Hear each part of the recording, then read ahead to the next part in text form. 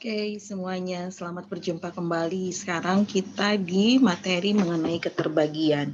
Jadi keterbagian ini memang ada beberapa submaterinya. Yang pertama, sekarang kita mau mempelajari mengenai algoritma pembagian. Oke, nah ini ada sedikit motivasi lagi. Jika lelah dengan masalah, maka istirahatlah, bukan berhenti untuk mencari solusi. Jadi kalau misalnya memang sudah stuck mengerjakan soal-soal ataupun dengan tugas yang lainnya, istirahat dulu sejenak boleh. Tetapi jangan lantas berhenti kemudian menyerah begitu saja. Setelah istirahat, setelah refresh kembali lagi, kerjakan lagi, cari lagi solusinya. Demikian. Kita lanjut ke yang pertama. Jadi, algoritma pembagian ini, kalau misal kita lihat di bukunya Burton, itu ada di teorema 2.1. Jadi, teorema ini mengatakan bahwa jika kita mempunyai bilangan bulat A dan B, dengan B-nya lebih besar dari 0, maka ada bilangan bulat Q dan R yang unik, yang memenuhi A sama dengan QB ditambah dengan R, di mana si R-nya ini lebih besar dari 0 tetapi kurang dari B. Ini mungkin sepertinya abstrak, tetapi kalau misal kita lihat, kita sering melakukan ini. Sebetulnya kita mau mengatakan bahwa bilangan bulat itu bisa dibagi dengan bilangan B berapapun yang lebih besar dari 0, dan nanti hasil baginya itu sama dengan Q. Nah, kalau dia kelipatan dari Q, maka dia nggak ada sisa. Jadi sisanya 0, si R-nya itu. Tetapi kalau dia bukan kelipatan dari Q, maka pasti ada sisa. Sisanya berapa? Ya 1, 2, sampai dengan yang kurang dari pembaginya tadi, kelipatannya tadi. Gitu. Jadi makanya di sini Q ini disebut sebagai hasil bagi, dan R ini disebut sebagai remainder atau sisa dalam pembagian A oleh B. Nah, pertama, mau membuktikan ini, kita harus membuktikan dulu bahwa himpunan A yang seperti ini, A yang bentuknya seperti ini, itu adalah bukan himpunan kosong. Jadi kita bentuk dulu S di sini ya. S ini anggotanya adalah A dikurangi XB. Jadi kita pengen tahu nih si R-nya itu ada. Kalau misal kita himpun, dia bukan himpunan bilangan kosong gitu. Nah, si R-nya ini, si A min XB-nya ini lebih besar sama dengan 0. Gitu. Karena kan tadi B-nya lebih besar 0, A dikurangi QB, kemudian B-nya kurang dari R-nya kurang dari B, maka kita membuktikan bahwa ini tidak kosong. X ini bilangan bulat. Nah, untuk membuktikannya, kita cukup dengan menunjukkan nilai X yang mengakibatkan A dikurangi XB itu non-negatif. Gitu. Jadi, ini kan A dikurangi XB, himpunannya tuh bentuknya A dikurangi XB. Si A kurangi XB-nya itu lebih besar dari 0. Kita tinggal tunjukkan ada tidak sih bilangan X ini yang mengakibatkan ini, A min XB ini, tidak negatif atau non-negatif. Oke, kita mulai di sini. Karena si B-nya itu lebih besar sama dengan negatif 1. Karena B-nya itu lebih besar sama dengan 1. Kenapa coba B-nya lebih besar sama dengan 1? B itu bilangan bulat yang lebih besar 0. Bilangan bulat yang lebih besar 0 ya 1. Gitu kan ya. Ini lebih besar sama dengan 1. Jadi kita bisa tulis B itu lebih besar sama dengan 1. Nah, kalau B-nya lebih besar sama dengan 1, kedua ruas ini kita kalikan dengan A. Nih, A-nya dalam harga mutlak. Maka kan pertidaksamaannya akan tetap karena kita mengalikan kedua ruas dengan bilangan yang sama, yaitu harga mutlak dari A. Jadi kalau B-nya lebih besar sama dengan 1, maka harga mutlak A dikali B itu juga akan lebih besar sama dengan harga mutlak A. Karena kan ini pengalinya sama. Sehingga kalau kita mengambil X itu sama dengan negatif dari harga mutlak A, kita bisa memperoleh ini. A dikurangi XB itu akan sama dengan A dikurangi negatif harga mutlak A. Ini X-nya kita ganti ya. Tadi kan kita ambil X-nya itu negatif harga mutlak A. Gitu. Kemudian ini akan sama dengan A ditambah harga mutlak A. Nah, ini negatif dengan negatif kan jadinya plus ya, kali B. Lalu kita lihat nih, A ditambah harga mutlak A kali B, ini pasti akan sama dengan A ditambah harga mutlak A. Ini dari mana? Ini sebenarnya dari sini nih. Nih, harga mutlak B lebih besar dari A. Coba saya coret di sini ya. Jadi dari persamaan ini, A, ini kalau misal kita tambah ruas kiri dengan ruas kanan dengan bilangan yang sama.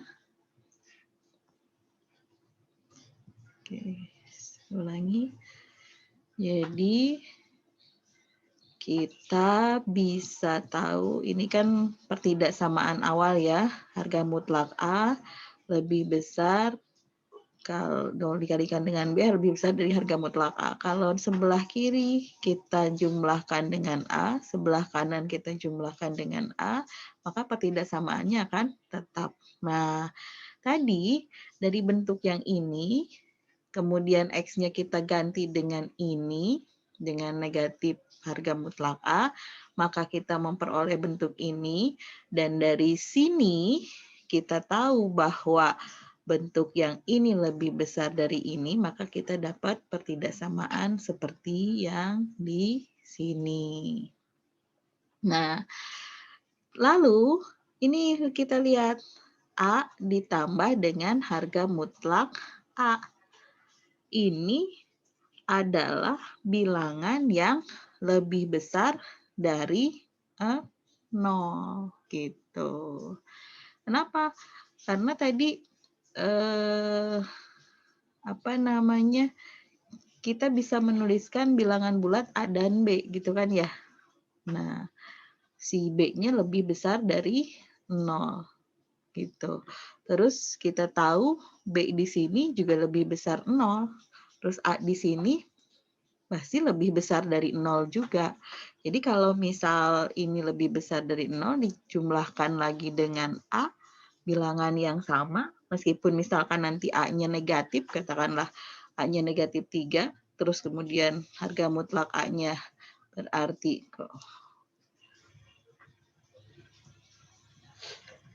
harga mutlak A-nya dari negatif 33, ini mestinya sama dengan 0. Jadi meskipun negatif bilangannya, pasti posisinya seperti ini. Lebih besar atau sama dengan 0. Karena kalaupun negatif pasti dia kondisinya akan sama dengan 0. Kalau yang positif ya sudah pasti dia akan lebih besar 0 gitu. Nah, dari sini, dari yang ini, kita bisa tahu bahwa si X yang sama dengan negatif A ini, negatif A harga mutlak ini, gitu, mengakibatkan, jadi dari sini kan A dikurangi XB akan lebih besar daripada 0 kan ya, dari sini, terus kita ambil konklusi ke situ. Nah, ini kan persamaannya terus sampai sini, berarti kita bisa menyimpulkan, bisa mengambil sebuah kesimpulan bahwa A dikurangi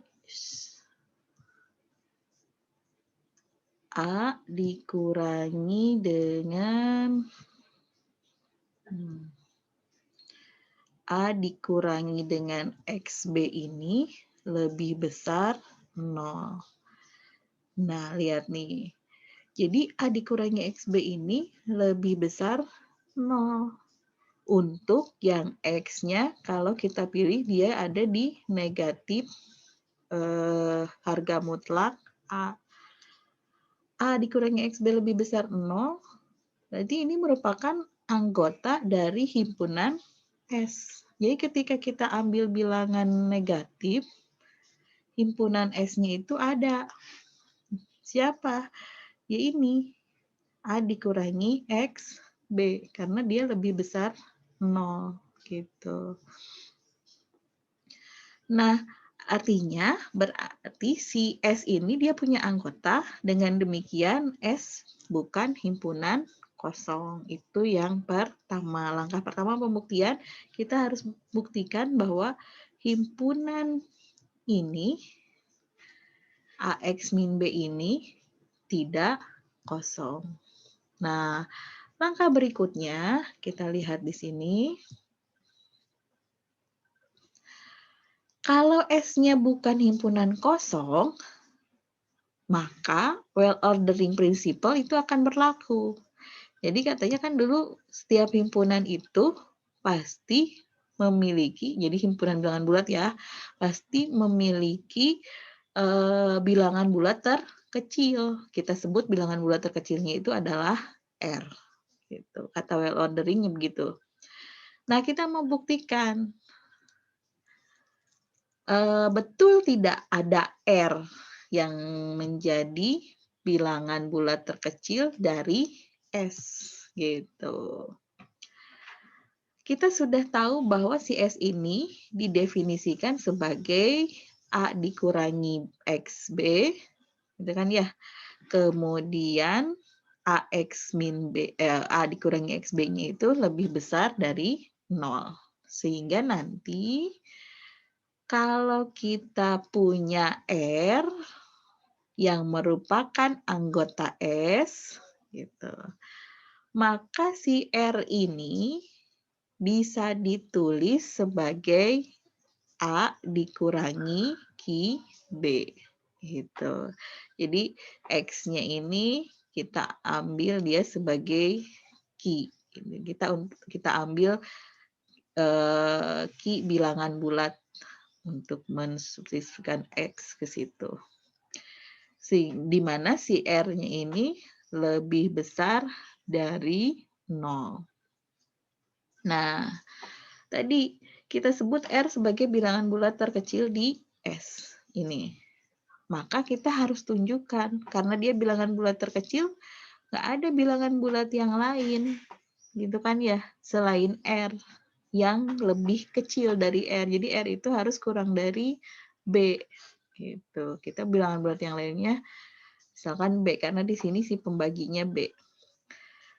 Buktinya, kita gunakan bukti dengan kontradiksi. Jadi kita asumsikan bahwa ada R yang lebih besar atau sama dengan B. Kita asumsikan R bukan bilangan bulat terkecil.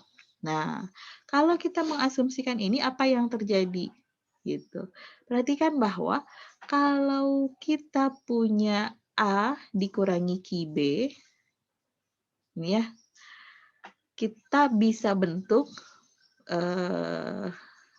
A dikurangi Ki plus 1B itu, kalau kita substitusikan, distribusikan, ini akan sama dengan A dikurangi Ki B, kemudian 1 dikali B, B, tapi di sini negatif. A dikurangi Ki B dikurangi B.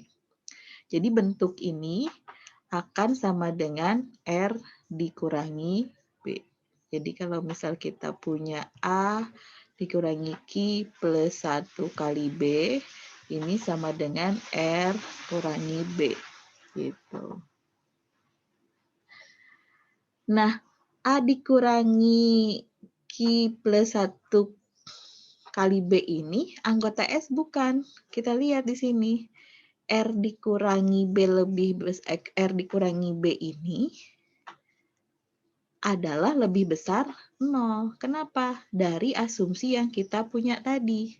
Asumsi yang kita punya, dia kan R lebih besar dari B. Tuh. Nih. Asumsi yang kita punya adalah R lebih besar dari B. Artinya kalau R dikurangi B, pasti dia adalah bilangan yang positif. Karena kan R-nya lebih besar. Kalau R kurangi B lebih besar positif, kok lebih besar positif? Lebih besar sama dengan 0, maka kita bisa tarik kesimpulan dari sini. Ini pun akan lebih besar 0. Artinya apa? A dikurangi Q plus 1B itu adalah anggota S. Tadi kan karena anggota S-nya itu kalau misal ada bentukan A dikurangi XB, X-nya berarti di sini Q plus 1 kan? Lebih besar 0, maka dia adalah anggota S. Nah, ini A kurangi Q plus 1B-nya itu lebih besar 0. Pasti dia anggota S. Nah, karena dia anggota S, gitu kan? Dan S itu punya elemen R, gitu. Karena R tadi juga ada di S ya. Ini R dikurangi B. Tadi kan kita punya bentukan bahwa A Q plus 1 itu kalau dikalikan dengan B, ini sama dengan R S. Sama dengan ini nih, R dikurangi B. Kalau R kita kurangi dengan B, pasti dia akan kurang dari R. Sebuah bilangan dikurangi sebuah bilangan yang lain, pasti dia akan, misalkan ini, 6 kurangi 2, pasti akan kurang dari 6 juga kan hasil pengurangannya, gitu. Sama, R dikurangi B, pasti akan kurang dari R, karena R yang sebelah kiri itu sudah dikurangi sesuatu. Kalau yang sebelah kanan kan belum, gitu. Jadi ini pasti kurang dari.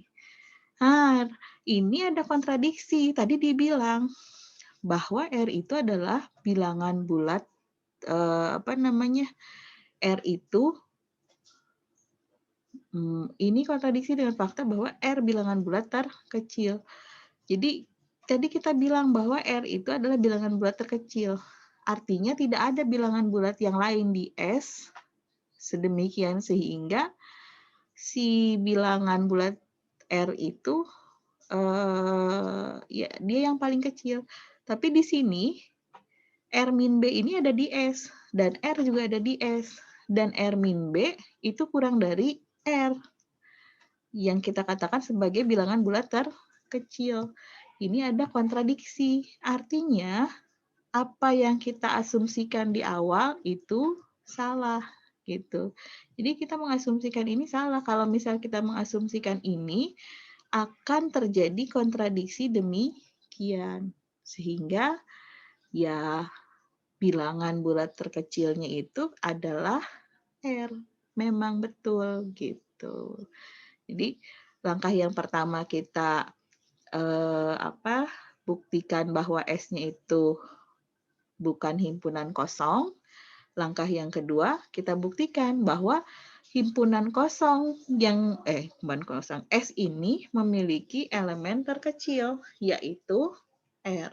Nah, jadi R-nya ada, gitu, dan R-nya itu adalah bilangan bulat terkecil di S, jadi himpunan sisa. Kemudian langkah berikutnya, kita mau tunjukkan bahwa Q dan R ini unik. Gitu. Jadi nggak ada Q dan R yang lain. Dia itu cuma ada satu-satunya bentukan seperti itu. Misal, cara membuktikannya ini. Misalkan kita punya dua representasi atau dua ekspresi dari A. A ini kita bisa tulis sebagai Ki B ditambah R, satu lagi Ki aksen B ditambah R aksen. Jadi ada dua representasi begini nih. Kita mau tunjukkan bahwa ya ini sama-sama saja dengan A, artinya nanti si Ki aksen itu apakah sama dengan Ki atau R aksen itu apakah sama dengan R. Gitu. Ini kita tahu bahwa R-nya itu lebih besar 0, kurang dari B, R aksennya pun demikian. Nah, Ki B ditambah R, kita kan punya ini ya, sama dengan Ki aksen B ditambah R. Kan tadi ini sama-sama representasi dari A. Kalau kita satukan, misalkan R dengan R aksen dengan R, kita punya persamaan yang ini. Jadi R aksen, ini R yang di sebelah kanannya pindah ke sini, sama dengan B dikali Ki, jadi yang ini pindah ke sebelah sana, Ki dikurangi Ki aksen. Gitu. Jadi kalau misal nanti kita kasih harga mutlak, gitu kan ya, keduanya. Nah, ini pasti akan sama ekivalen dengan persamaan ini. Bu, misalkan kenapa kan harusnya harga mutlaknya begini ya? B Ki dikurangi Ki aksen. Nah, ini B-nya bisa keluar. Kenapa? Karena dari awal kita tahu bahwa B-nya itu positif. Jadi kalau misal bilangan positif dalam harga mutlak ya sama dengan bilangan itu sendiri. Jadi kita punya persamaan seperti ini, ekivalensinya ini. Kemudian perhatikan sekarang, kalau kita punya R-nya itu lebih besar 0 dan kurang dari B, kalau ini kita kalikan dengan negatif 1 nih ya. Gitu. Jadi jika, ini saya hapus dulu.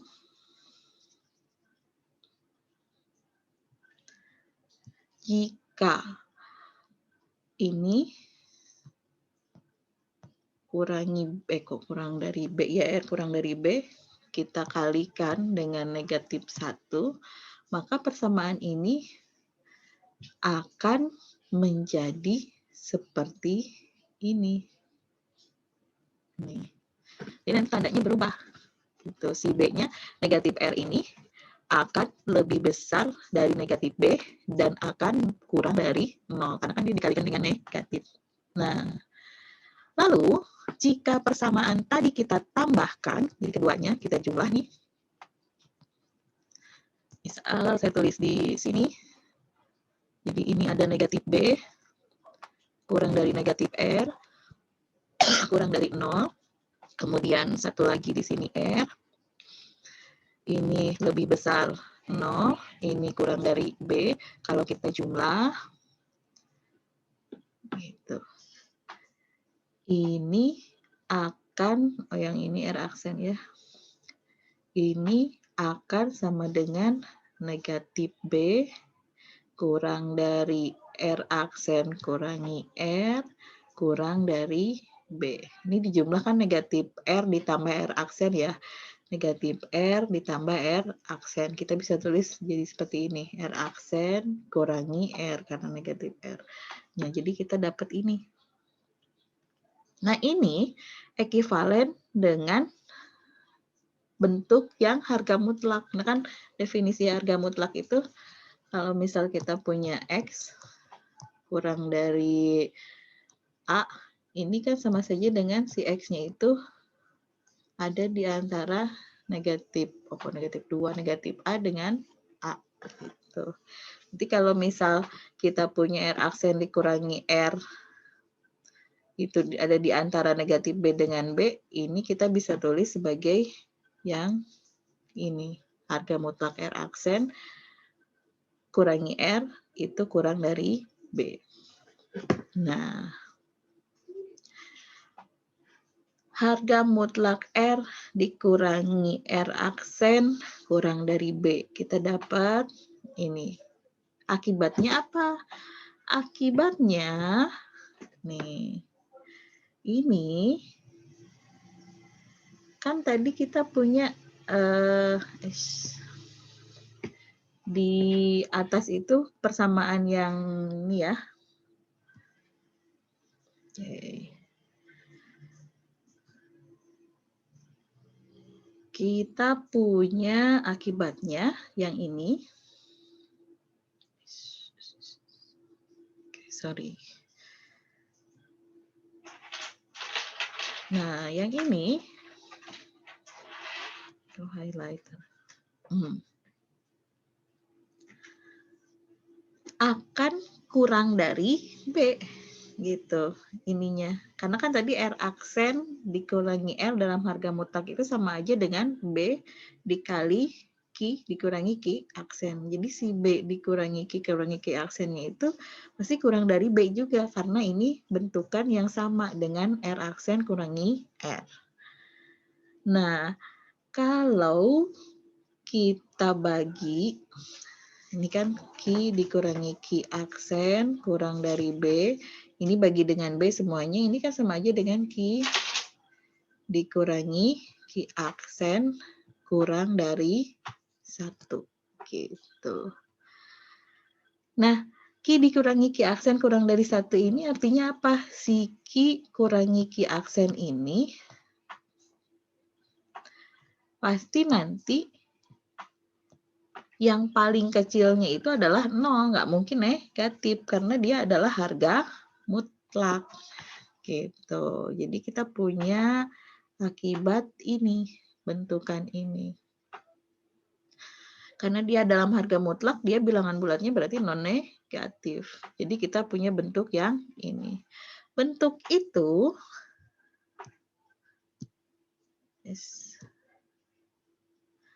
bentuk yang tadi, yang ini kita akan dapatkan nilainya jika si Q-nya itu sama dengan Q aksen. Jadi ada tidak sih bilangan yang kalau misal dikurangi gitu, dia itu ada di antara 0 dan 1, bilangan bulat loh ya gitu. Ini hanya mungkin kalau Q-nya sama dengan Q aksen gitu. Artinya ya nggak ada Q yang lain selain Q yang itu. Kalaupun misal ada Q aksen, ya Q aksennya itu pasti sama dengan Q. Karena kita nggak bisa mendapatkan bilangan bulat yang kalau kita kurangi itu hasilnya ada di antara 0, 1 gitu.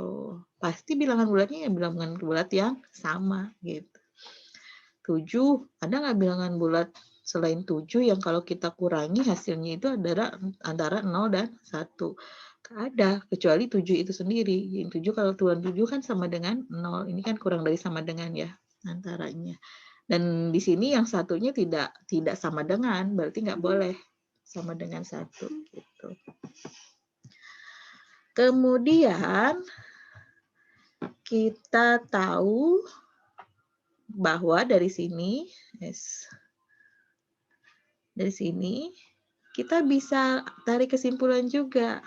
Kalau Q-nya sama dengan Q aksen, maka dari pernyataan yang ini kita bisa punya akibat si R-nya pun akan sama dengan R aksen. Dengan demikian, Q dan R ini adalah unik. Gitu. Oke. Kemudian kita punya corollary sekarang. Ini udah terbukti ya. Yang pertama, kita membuktikan bahwa S-nya itu tidak kosong. Nih. Jadi kita pengen lihat bahwa kalau misal kita membentuk sebuah himpunan R yang seperti ini, himpunan R itu ada, himpunan sisa itu ada. Kemudian kalau misal kita sudah tahu dia ada, terus dia pasti punya elemen terkecil gitu. Si R ini punya si himpunan tadi, himpunan sisa itu punya elemen terkecil. Nah, kalau dia sudah tahu ada elemen terkecil, gitu kan, berarti nanti kita pengen buktikan bahwa Q dan R ini adalah himpunan yang unik. Gitu. Unik itu nggak ada lagi himpunan bilangan yang lain selain Q dan R yang itu. Nah, akibat dari teorema 21 itu, kita punya corollary. Jadi, kalau ada bilangan bulat A dan B, dengan B-nya tidak 0, maka bilangan bulat Q dan R yang akan ada bilangan Q dan R, bilangan bulat Q dan R yang unik juga. Sedemikian sehingga nanti A sama dengan QB-nya itu ditambah R, bisa kita bentuk A sama dengan QB ditambah R. Dengan R-nya itu antara 0 dan harga mutlak B. Jadi kalau tadi B-nya itu hanya untuk bilangan positif, tetapi akibat dari teorema itu, kita bisa memperluasnya untuk B yang kurang dari 0. Gitu. B yang kurang dari 0 itu nanti batasnya si remainder-nya itu, si sisanya itu ya antara 0 sampai dengan B positifnya, kok B positif, B mutlaknya gitu. Jadi akibatnya ini. Jadi kalau tadi di teorema 21 itu khusus untuk B yang lebih besar dari 0, kalau corollary-nya bilang bisa juga kalau misal si pembaginya itu adalah bilangan bulat yang negatif. Dan nanti himpunan sisanya itu adalah himpunan yang ada di antara 0, himpunan bilangan-bilangan yang ada di antara 0 dengan positif B. Nah, ini buktinya kita bisa lihat di sini. Jadi, kalau kita punya A dan B bilangan bulat, B-nya kurang dari 0, kalau B-nya negatif, harga mutlak B-nya pasti positif. Lalu, kata teorema 2.1, kalau kita punya Q aksen dan R, Q aksen, kalau kita punya A dan B, kemudian ada harga mutlak B yang lebih besar dari 0, kita bisa berlakukan teorema 2.1. Maka pasti akan ada bilangan bulat Q dan R yang unik yang akan memenuhi ini. A sama dengan Q aksen B ditambah R. B-nya di sini B yang mutlak. Karena teorema 2.1 berlaku untuk yang B-nya lebih besar dari 0. Jadi pengalinya ini adalah harga mutlak B. Nah, dengan R-nya itu antara 0 sampai dengan harga mutlak B. Nah, misal kita notasikan harga mutlak B ini sebagai negatif B. Berarti nanti si Q ini kita bisa tuliskan dia sebagai negatif Q aksen. Jadi sebetulnya dari yang ini A sama dengan Q aksen B, ini kenapa Bu bisa ada persamaan ini? Ya ini dari teorema 2.1 tadi. 2.1 berlaku untuk bentuk yang kalau misal kita pakai harga mutlak B, karena harga mutlak B itu lebih besar 0. Nah, kita misalkan nih, kita simbolkan harga mutlak B menjadi negatif B, dan kita simbolkan Q aksen itu sama dengan negatif Q. Kebalik. Q itu sebagai negatif Q aksen. Sehingga nanti kita bisa dapat bahwa kita lihat di sini.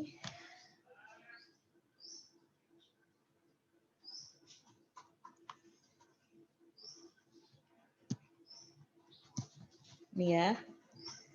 A Ki aksen B ditambah R. Ki aksennya itu tadi negatif Ki, kemudian harga mutlak B-nya itu adalah negatif B ditambah R. Ini kan sama saja dengan Ki B ditambah R gitu. Dengan nanti si R-nya itu ada di antara 0 sampai dengan B. Nah, pembuktian kalau dari ini tuh di sini aja nih. Kita notasikan atau kita simbolkan harga mutlak B sebagai negatif B dan Ki sebagai negatif Ki aksen. Oke, kita bisa lihat ilustrasinya penggunaan algoritma pembagian seperti ini. Misal untuk kasus yang kurang dari 0 B-nya ya, B-nya negatif 7. Kita punya A-nya sama dengan 1, negatif 2, 61, 59 negatif.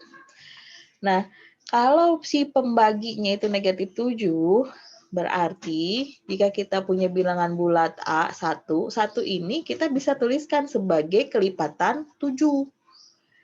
Gitu. Kok bisa, Bu? Iya, kelipatan 7. 7 dikali berapa? Kok kelipatan 7? Kelipatan negatif 7. Ini dia akan satu itu akan sama dengan negatif 7 kali 0 ditambah 1. Ini kan 0 tambah 1, 1.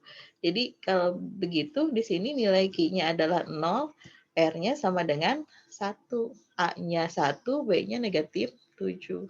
Gitu. Negatif 2, kita bisa juga tulis sebagai kelipatan negatif 7. Mana? Ini. Negatif 2 itu akan sama dengan 1 dikali negatif 7 ditambah 5. Berarti di sini Q-nya sama dengan 1, R-nya sama dengan 5. Begitupun dengan 61. 61 itu kita bisa tulis sebagai kelipatan negatif 7 juga. Gitu. Dengan Q dan R, maksudnya kelipatan negatif 7 itu dengan sebuah koefisien dan remainder gitu. Dan sisa. Nah, berapa? Yaitu negatif 8 kali negatif 7 ditambah dengan 5 gitu. Ini nanti ke depannya akan berkembang menjadi himpunan modulo dan lain sebagainya. Tapi dasarnya itu ya dari sini, dari algoritma pembagian. Jadi nanti kita punya kelas-kelas bilangan bulat kalau dibagi 7, kelas-kelas bilangan bulat kalau dibagi 2. Gitu. Kelas-kelasnya itu berdasarkan sisanya itu. Gitu. Nah, kemudian kalau B-nya lebih besar dari 0 bagaimana? Ini yang 59 juga sama ya. Negatif 59 itu akan sama dengan 9 kali negatif 7 ditambah 4. Kalau B-nya lebih besar dari 0, misal kita ambil B-nya sama dengan 2. Terus 2 ini, kalau kita bagi sebuah bilangan dengan 2, kelipatan 2 katakanlah. Ya tidak hanya kelipatan 2. Ada yang kelipatan 2, ada juga yang kalau dibagi 2 itu bersisa 1. Nah, jadi nanti si ekspresi nilai A-nya itu akan sama dengan 2Q atau 2Q ditambah 1. Dibagi 2, bilangan bulat kalau dibagi 2 ada yang habis atau sisanya sama dengan 0, ada juga yang bersisa 1. Bilangan bulat yang habis dibagi 2 atau sisanya 0, R-nya 0, itu disebut sebagai, kita sebut biasanya sebagai bilangan genap. Kalau bilangan bulat yang kita bagi 2 bersisa 1, kita sebut dia sebagai bilangan ganjil. Nah, nih makanya di awal-awal kan bilang sebetulnya Allah Tuhan itu menciptakan bilangan bulat saja, lain-lainnya itu ya dari hasil hitung-hitungan, bukan hitung-hitungan ya, analisisnya orang matematika. Ada yang siapa di awal-awal tuh saya bilang Kronecker kalau nggak salah bilang begitu. Kemudian kalau ada kasus begini, kita perhatikan lagi. Tadi kan kita punya genap ganjil ya. Sekarang kalau kita kuadratkan si A-nya. Gitu. Kalau A-nya kita kuadratkan, A-nya itu masih A yang pembagian dengan 2 tadi ya. 2Q dengan 2Q plus 1. Kalau kuadrat bilangan genap, kita dapat dia 4Q kuadrat. 4Q kuadrat ini bisa dibagi sama 4 dan sisanya adalah 0. Gitu. Kemudian kalau kita kuadratkan si bilangan ganjil ini dibagi 4. Kalau dibagi 4, bersisa 1. Jadi kalau begitu, kuadrat dari bilangan bulat, kalau kita bagi 4, dia akan memiliki sisa 0 dan 1. Gitu. Nah, kita lihat sekarang.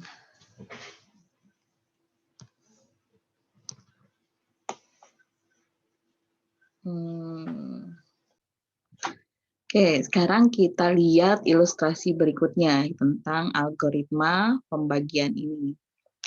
Jadi, kalau kita punya bilangan bulat, dan bilangan bulat ini kita bagi 4,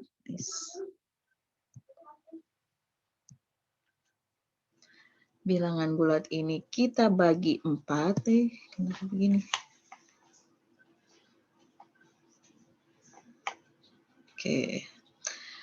Maka dia akan memiliki sisa 0, 1, 2, 3. Gitu kan ya.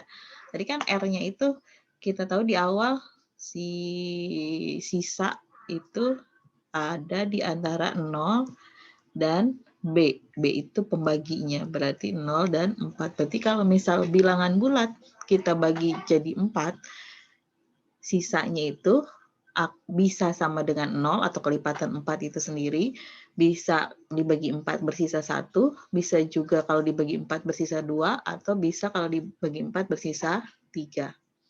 Sehingga kita bisa tuliskan bentuknya menjadi 4Q, 4Q plus 1, atau 4Q plus 2, atau 4Q plus 3. Jadi bisa kelipatan 4, atau kelipatan 4 ditambah 1, karena kan tadi bersisa 1, atau kelipatan 4 tambah 2, bilangan bulat yang kalau dibagi 4 bersisa 2, atau kelipatan 4 tambah 3, bilangan 4 yang kalau dibagi bilangan bulat yang kalau dibagi 4 bersisa 3. Nah, sekarang kita mau tunjukkan bahwa bentuk kuadrat dari bilangan ganjil itu kita bisa ekspresikan sebagai 8K plus 1. Jadi kalau kita kan tadi punya bilangan ganjil itu kalau dibagi 2 itu 2Q plus 1. Sekarang kalau bilangan yang dibagi 4, bilangan ganjilnya mana aja? Pasti ini kan, yang bersisa 1 dan yang bersisa 3. Kelipatan 4 itu pasti bilangan genap juga karena dia pasti kelipatan 2 gitu. Yang bersisa 1 ya bilangan ganjil, yang bersisa 3 juga ini bilangan ganjil. Kenapa? Karena 3 ini bilangan bulat yang kalau dibagi 2 bersisa 1. Nah, kita mau tunjukkan bahwa ekspresi dari bilangan ini, yang ganjil ini, bisa dibentuk sebagai 8K plus 1. Gitu. Bisa juga ditulis dalam bentuk 8K plus 1. Kita lihat, kita kuadratkan bentuk yang 4Q plus 1 kuadrat. Ini kalau kita kuadratkan kan dapat hasilnya 4Q kuadrat ya. Kalau ini dikuadratkan berarti 4Q kuadrat ditambah dengan 2 kali 4Q kali 1 ditambah dengan 1 kuadrat. 4Q kuadrat ya ini jadi 16Q kuadrat. Kemudian 2 kali 4Q kali 1 jadi 8Q. kemudian 1 kuadrat ya 1. Nah, lalu kita bisa distribusikan nih. Si 16 sama 8 ini, kan dua-duanya kelipatan 8 ya. Jadi 8-nya kita bisa distribusikan ke depan. Jadi di sini tinggal 2Q, yang tadinya 16Q, karena 8-nya kita distribusikan, jadi tinggal 2Q kuadrat. Yang ini tinggal Q. Gitu. Plus satunya ya tetap aja plus 1. Nah, kita lihat nih. Yang Q kuadrat plus Q-nya, kita bisa tulis dia dalam bentuk K. Jadi nanti K ini di sini sama dengan 2Q kuadrat plus Q. Itu. 2Q kuadrat plus Q itu adalah K. Nah, ternyata memang benar. Kalau misal kita mengkuadratkan bilangan ganjil dari pembagian dengan 4, maka bentuknya itu bisa ditulis sebagai 8K ditambah 1. Gitu. Ini juga bilangan ganjil juga ya. Gitu. Demikian pula halnya kalau kita membagi ini. Kok membagi, mengkuadratkan yang satu lagi. Yang 4K plus 3. Nih. Ini dapat 16Q kuadrat sama dengan yang tadi caranya. Kemudian 2 kali 3 kali 4, 24Q.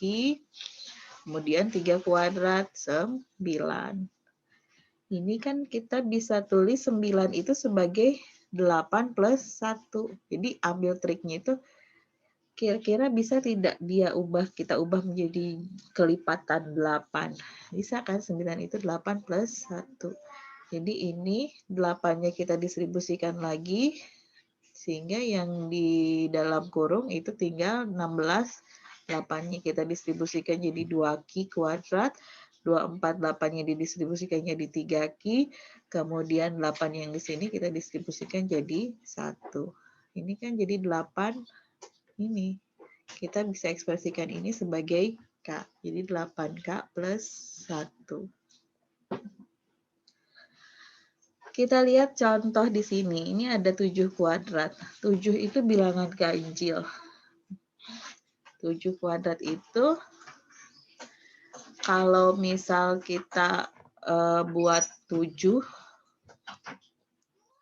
ke dalam 4Q, ya bilangan dibagi 4, dia bersisa 4 kali 1 ya, 4Q ditambah 3.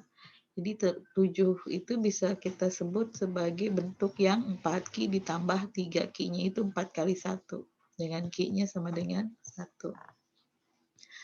Nah, 7 juga selain kita bisa bentuk seperti ini, 4 kali 1 tambah 3, kita juga bisa bentuk jadi 8 kali 6 ditambah 1. Jadi ada K yang kita bisa kalikan dengan 8, kemudian kalau ditambahkan 1 ya sama dengan kuadrat dari bilangan ganjil. K-nya itu berapa? 6. Gitu.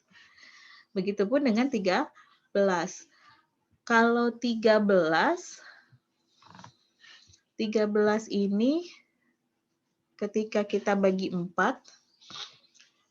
13 dibagi 4 ya.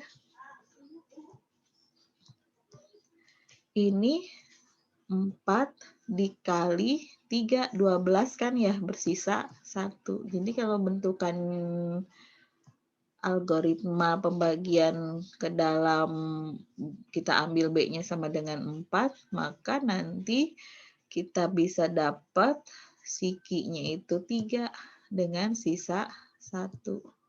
Gitu. Nah, ini bilangan ganjil. Bilangan ganjil ini kalau kita kuadratkan, katanya bisa dibentuk menjadi 8K plus 1. Ada K. Siapa? Oh, ternyata 21. 21 kalau dikali 8 ditambah 1 ya sama dengan 13 kuadrat. Gitu. Ini ilustrasi dari algoritma pembagian. Kemudian kita lihat contoh di 2.1 bukunya David Burton itu. Di situ kita disuruh menunjukkan bahwa bilangan yang seperti ini, A kali A kuadrat ditambah 2, kemudian dibagi 3, itu adalah sebuah bilangan bulat untuk setiap A yang lebih besar sama dengan 1, tapi tidak berlaku untuk yang negatif. Kalau A-nya yang positif, yang lebih besar sama dengan 1, ini pasti bilangan bulat. Tunjukkan katanya. Nah, sekarang triknya bagaimana? Ini, kita punya per3. Artinya, bilangan bulat ini pasti nanti ada kaitannya dengan pembagian 3. Gitu kan ya? Pembagian 3. Jadi kalau setiap bilangan bulat A, kalau kita bagi 3, mesti kita bisa tulis dia sebagai kelipatan 3, jadi sisanya 0, atau kalau dibagi 3 bersisa 1, atau kalau dibagi 3 bersisa 2. Kalau bagi 3 bersisa 3, ya nggak bersisa, kan 3-nya masih bisa dibagi lagi dengan 3 gitu. Jadi mesti sisa itu kurang dari si pembaginya, nggak akan sama dengan. Kalau sama dengan ya balik lagi ke sisa 0 gitu, nggak bersisa sama sekali. Nah, sekarang kita perhatikan untuk kasus atau untuk bentuk yang 3Q. Kalau A-nya merupakan kelipatan 3. Kita substitusi A-nya. Jadi 3Q, kemudian 3Q-nya dikuadratkan, ditambah 2, kemudian dibagi 3. Ini kan 3 dengan 3-nya pembagian udah jadi 1 ya, tinggal Q saja. Yang di dalam itu 9Q kuadrat plus 2. Ini udah nggak ada bilangan pembagian pecahan, karena Q-nya juga itu bilangan bulat. Bilangan bulat kalau dikalikan dengan bilangan bulat lagi, kalau dikuadratkan, dijumlahkan dengan bilangan bulat lagi, mesti ini bentuk bilangan bulat juga. Gitu. Jadi sangat jelas, kalau misal bentuknya kelipatan 3, pasti bentukan yang A dikali A kuadrat plus 2/3, yang sepertinya ini pecahan, ini pasti juga bilangan bulat. Tapi kalau A yang kelipatan 3 atau bentuk A-nya itu 3Q. Sekarang bagaimana kalau bilangan bulat yang kalau dibagi 3 itu bersisa 1? Masihkah dia seperti bilangan, bukan seperti, masihkah dia menjadi bilangan bulat yang bentuk ini atau tidak? Kita coba lihat di sini.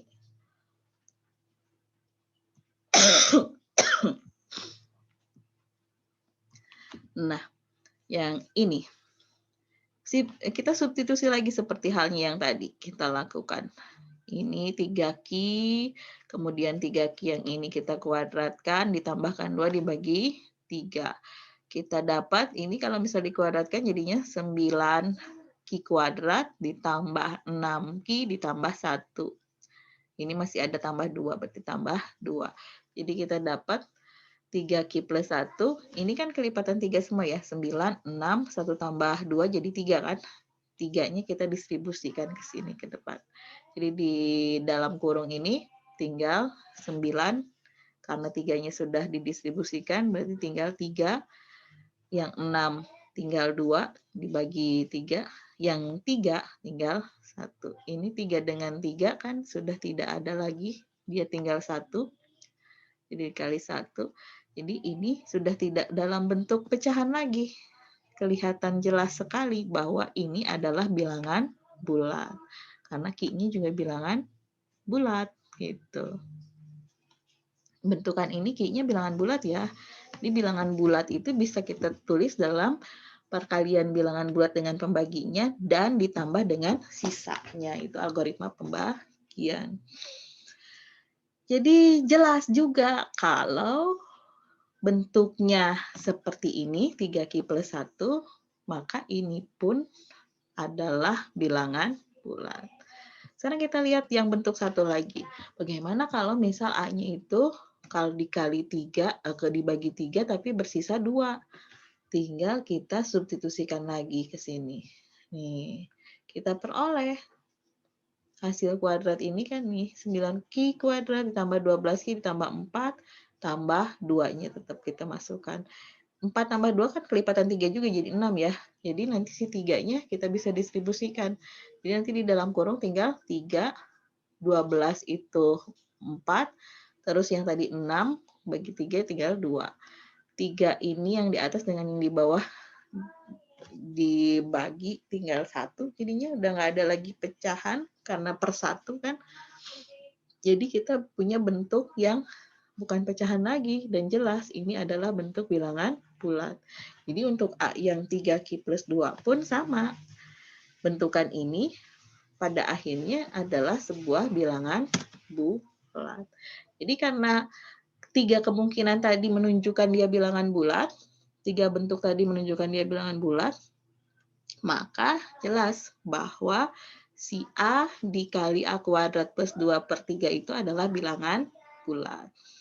Gitu. Oke, kita lanjut. Kita lihat problem 2.2 yang nomor 2.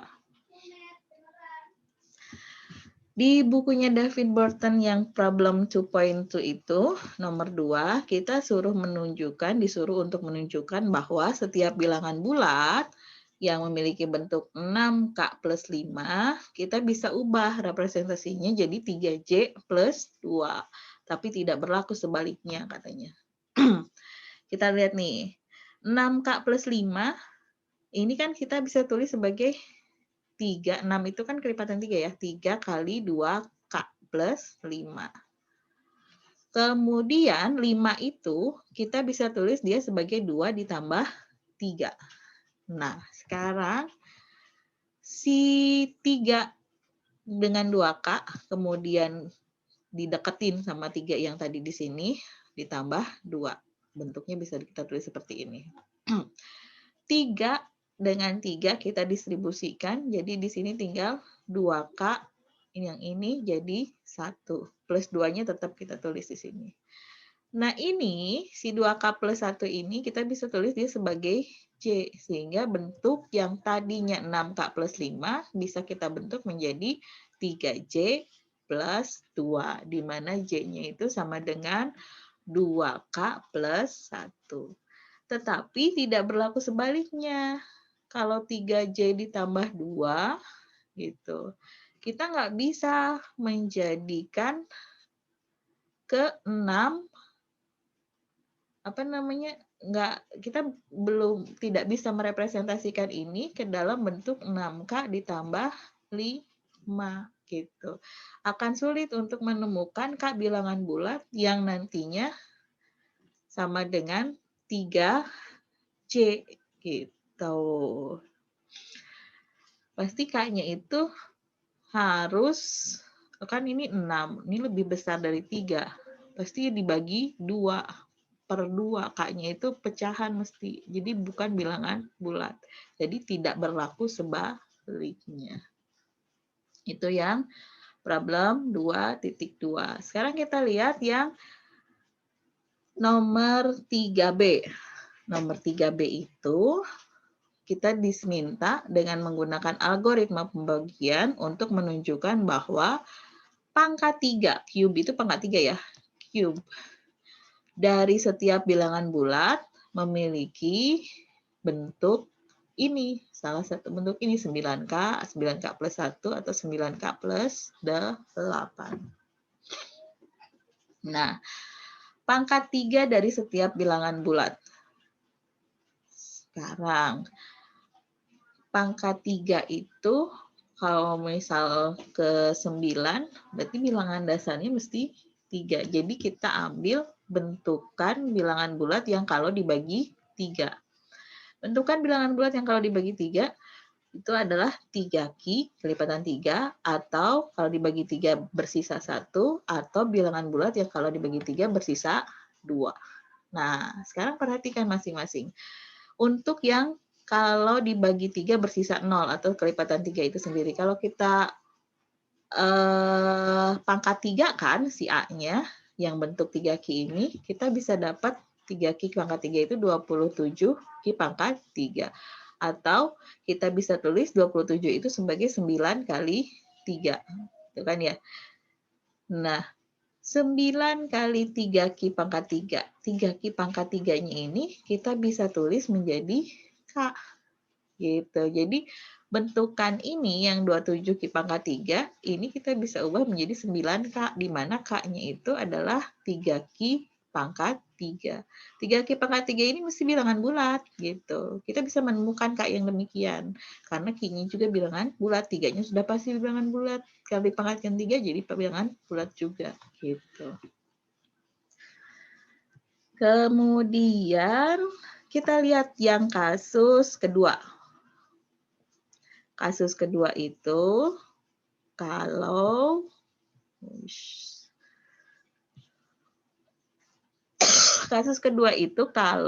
ini 3Q ditambah 1. Ini kita pangkat 3 kan. 3Q tambah 1-nya kita pangkat 3. Kan di teorema binomial kemarin kita kenal segitiga Pascal ya. Kalau pangkat 3 itu koefisiennya mesti 1, 3, 3, 1. Itu kan.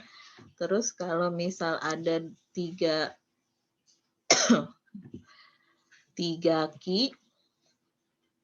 plus 1 pangkat 3, ini berarti 1 kali 3Q pangkat 3 ditambah 3 kali 3Q yang depan pangkatnya berkurang, yang belakang pangkatnya nambah.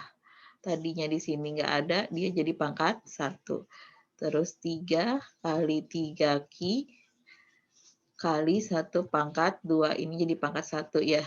Ditambah 1 lagi. 1 kali ini jadi pangkat 0. Pangkat 0 itu kan sama dengan 1. Ini pangkat 3. Jadi kita dapat 3Q pangkat 3 itu ini 27Q pangkat 3. Kemudian yang ini 3Q kuadrat, 9Q kuadrat kali 3, jadi 27Q kuadrat. Yang ini 3 kali 3, berapa 3 kali 3? 9, kali 1, 9.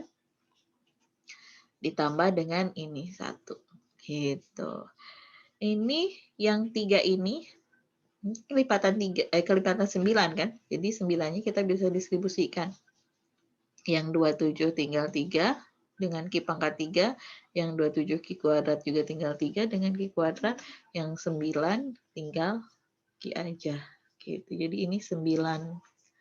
Yang ininya, yang 3Q plus 3 terus 3Q kuadrat plus Q-nya kita bisa tulis sebagai K.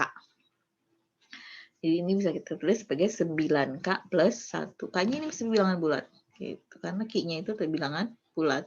Penjumlahan bilangan bulat dikuadratkan di pangkat 3 kan bilangan bulat tetap. Nah, jadi benar kan tadi bisa kita tulis sebagai 9K atau 9K plus 1. Nah, kalau 9K plus 8 gimana, Bu? Kita lihat yang bentukan satu lagi. Bentukan satu lagi dari bilangan bulat itu adalah ini.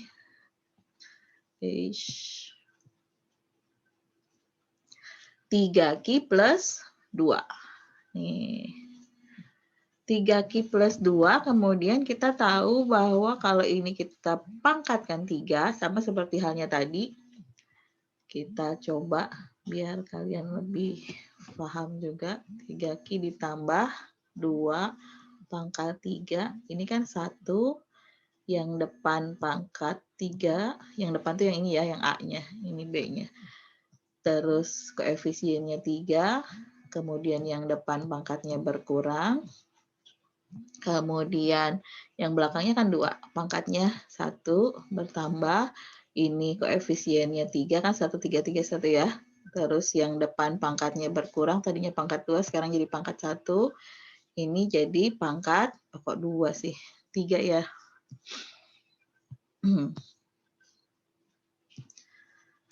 Nah ini jadi pangkat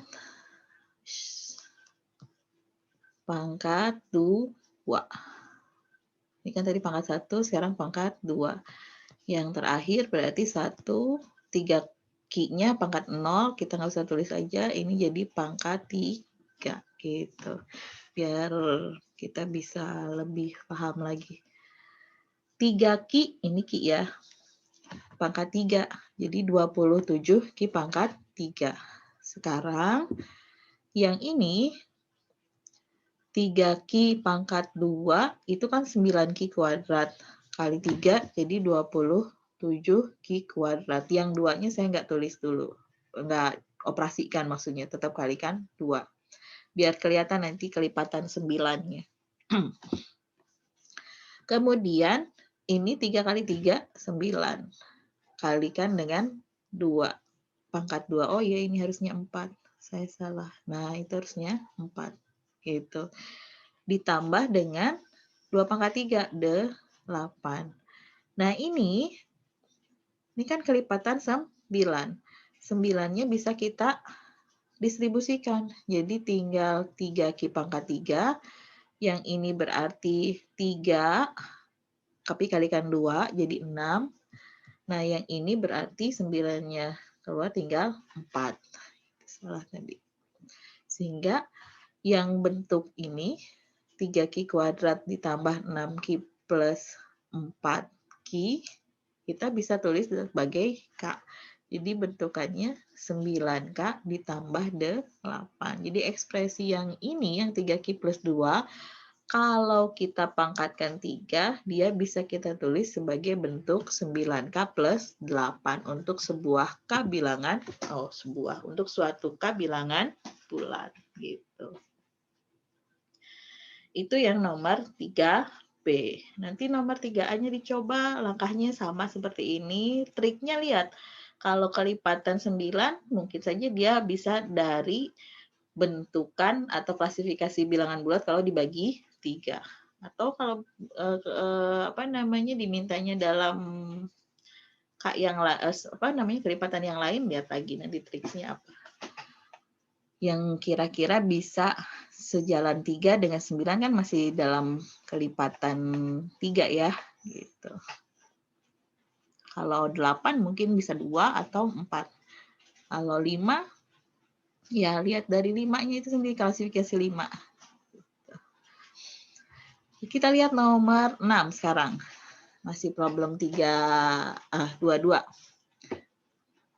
Nomor 6 itu tunjukkan bahwa pangkat 3 dari bilangan bulat memiliki salah satu bentuk ini. Jadi pangkat 3 bilangan bulat itu kita bisa bentuk dia menjadi 7K atau 7K plus minus, bisa plus 1 atau minus 1 maksudnya. Nah, ini 7.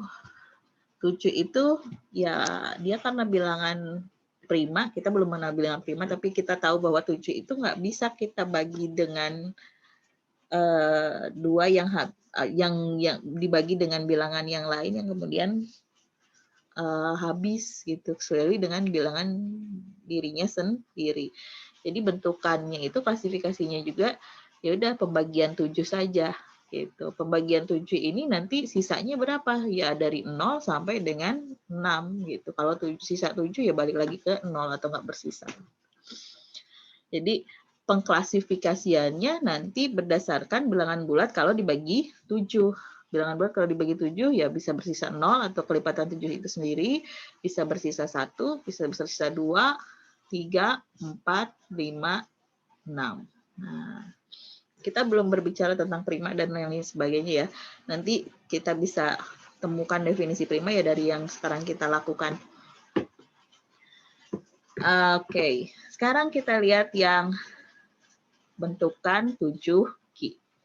Kalau kita pangkatkan 3, 7 Ki itu sama aja dengan 7 kali, kan ini 7 pangkat 3 itu 7 kali 7 kali 7 ya. 7 kali 7 kuadrat. Ki pangkat 3-nya. 7-nya ini saya tetapkan saja biar nanti dia bisa ditulis sebagai 7K, di mana K-nya itu adalah 49 Ki pangkat 3.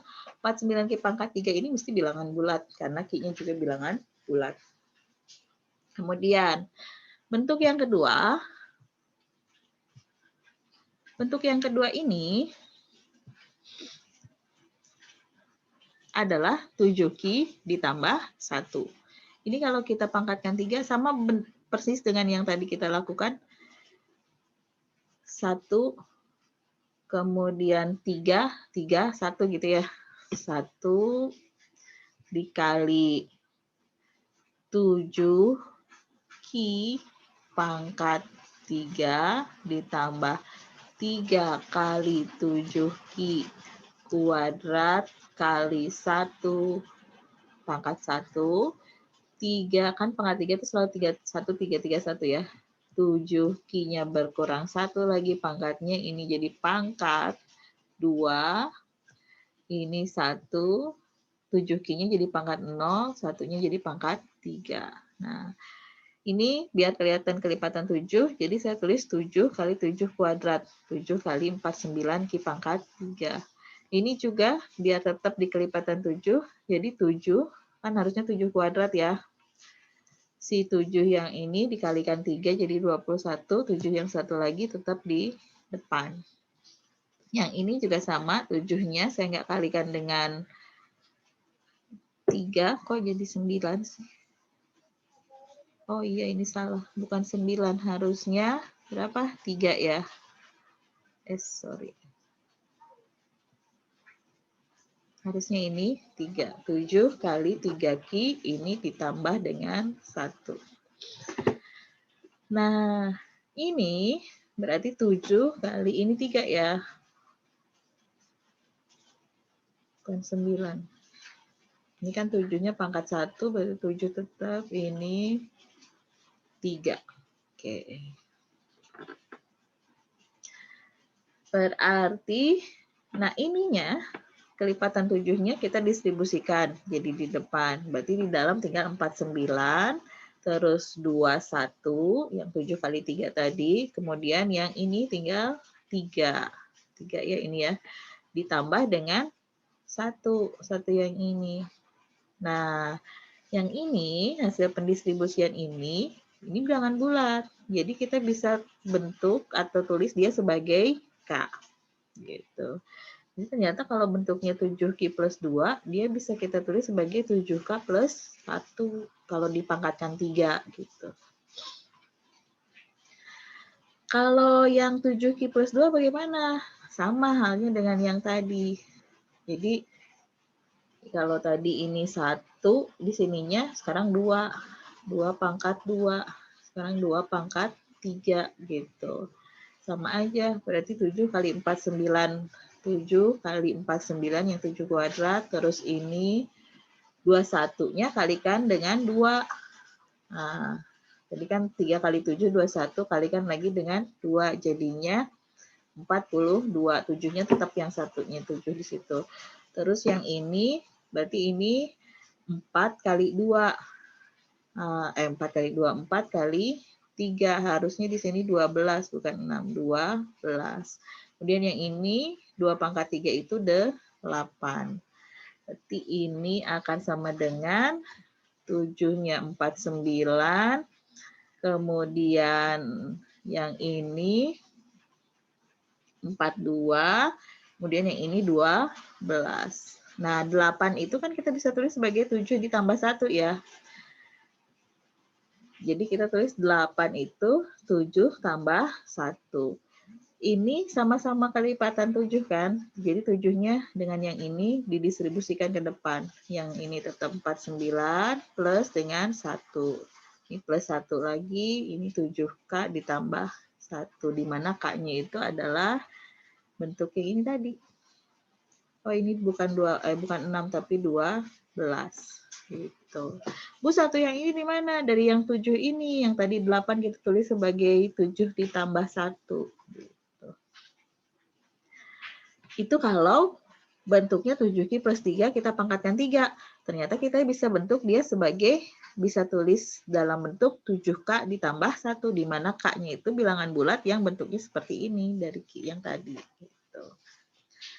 Lalu kalau bentukan yang lain bagaimana? Kita lihat lagi nih.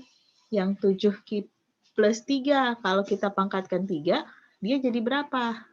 Sama kayak tadi. 1, 7Ki pangkat 3, ditambah, ini kan masih tetap 0 ya. 3 kali 7Ki 7Q pangkat 2, ini pangkatnya berkurang, kali ininya kan 3 ya. 3-nya jadi mulai ada pangkat 1, tadi kan di sini pangkatnya 0, dia nggak ada, berarti tinggal kali 1. Ini 3, terus 7Q, 3 yang di depan tuh koefisien dalam segitiga Pascal ya. Ini pangkatnya 1, ini pangkatnya bertambah, jadi pangkat 2, tadinya kan pangkat 1 di sini. Yang terakhir 1 kali yang 7Q-nya pangkatnya jadi 0, yang 3-nya jadi pangkat 3. Gitu.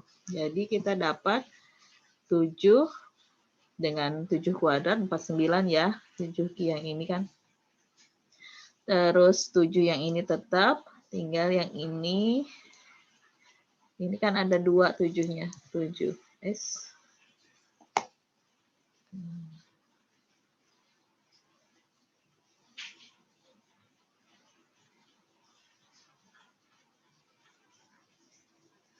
Sebentar.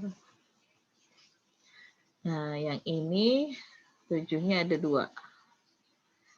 Jadi 7 yang ininya tetap, 7 ini kali ini kali ini. 7 kali 3 kali 3.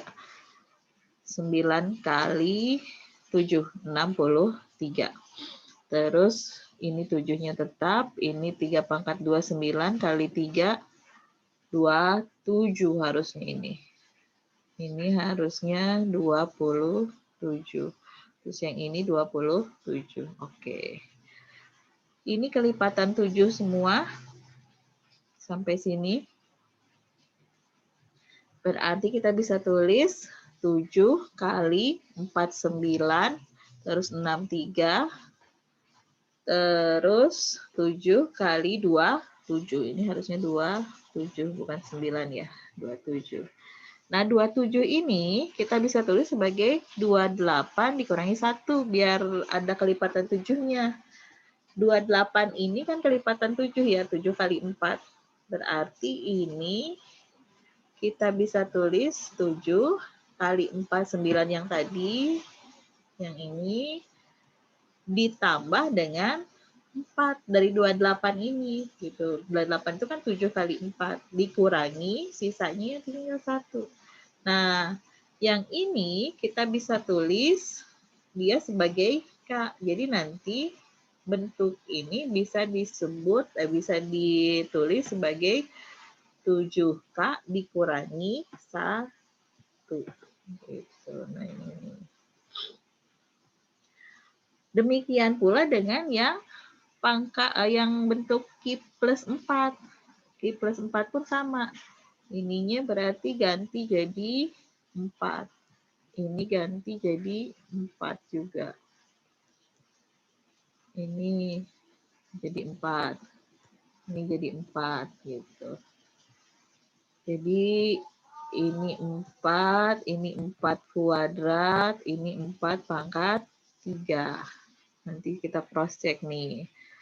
4 yang ini masih sama. Yang ini mesti 7 kali 3, 21 kali 4, 8, 4.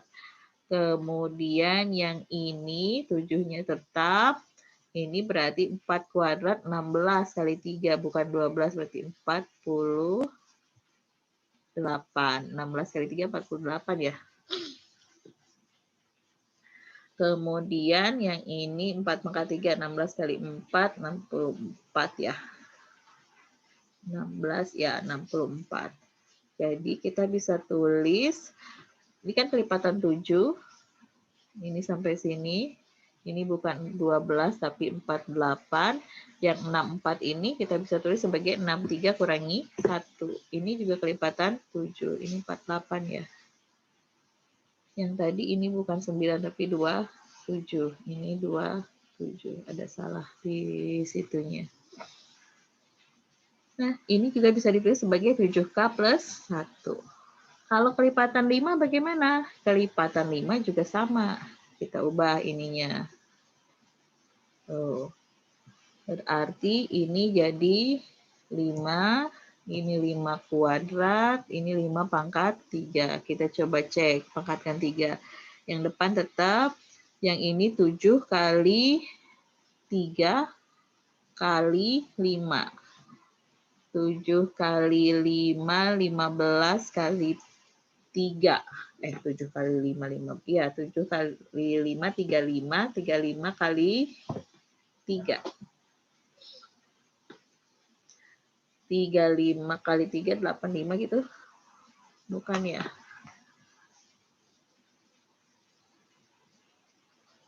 5, 15 kali 7, 15 kali 7, 5, ya benar 85. Terus yang ini 25 kali 5. Nah, ini yang harusnya 125. Karena 5-nya pangkat 2. Yang ini juga 125. Berarti ini yang di sini 125. Ini kan kelipatan 7. 125 itu kita bisa tulis sebagai 126 kurangi 1. 126 itu kelipatan 7. 7 kali 18. Gitu. Ini bukan 15, berarti 125. Nah, ini kita bisa bentuk sebagai K, di mana K-nya itu adalah ini 125, 49 Q pangkat 3, 85 Q kuadrat, 125 Q ditambah 18. Yang 6, sama yang 6 juga. Yang 6 berarti pangkatkan 3, ininya ganti dengan 6. Kita cek, jangan-jangan salah lagi saya. Ini 6, ini 6 kuadrat, ini 6 pangkat 3. Yang ini masih sama, yang ini 126. 7 kali 3, 21 kali 6. 126 ya. Kemudian yang satu lagi, 36 kali 3. Ini salah. 36 kali 3 itu harusnya 90 tambah 18, 108. 6 pangkat 3, 216. Oke, ini kan kelipatan 7. Ini bukan 18, tapi 108. Kemudian 216 itu kita bisa tulis sebagai 217 kurangi 1. 217 itu kelipatan 7. Kalau dikalikan 31, jadi 7 kali 31, 217. Ini berarti 18-nya 108. Nah, yang ininya bisa kita tulis sebagai K. Jadi 7K nih 1. Ini 108. Nah, itu.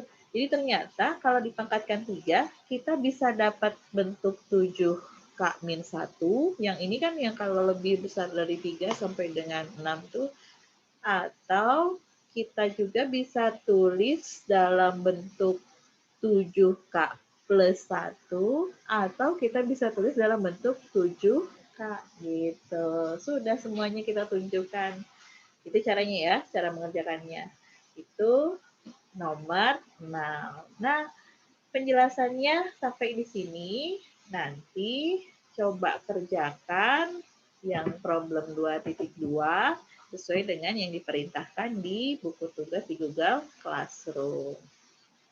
Baik, terima kasih. Selamat belajar, tetap semangat. Semoga semuanya tetap sehat. Sampai ketemu minggu depan.